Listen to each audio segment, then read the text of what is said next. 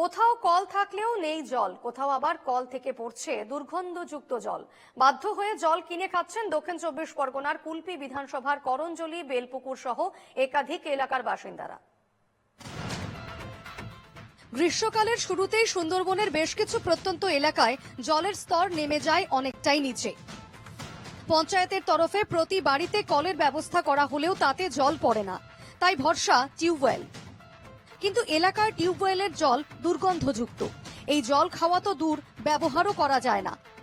জলের সমস্যা হচ্ছে বলতে আমাদের এখানে কারেন্ট থাকলে তবে টাইম কলে জল আসে, এই একটাই টিউবওয়েল, কেনা জলই খাই। এই জলই তো কাপড় দিয়ে ছেঁকে নিয়ে যাই, কিন্তু খাওয়া যাচ্ছে। জলের যত পাম্প করছি ময়লা থাবা থাবা বেরোচ্ছে, আর আমরা খেতে পারি না, ওই জন্য জল কিনে কিনে খেতে পাই।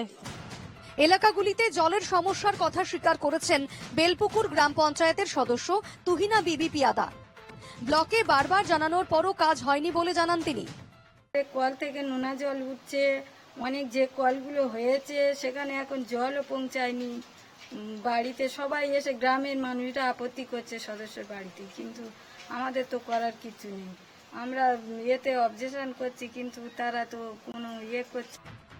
এলাকার মানুষের জলের সমস্যা রয়েছে, যেখানেই খবর পাওয়া যাচ্ছে পাইপ দিয়ে জল পৌঁছে দেওয়ার ব্যবস্থা করা হচ্ছে বলে জানান কুলপির তৃণমূল ব্লক সভাপতি সুপ্রিয় হালদার।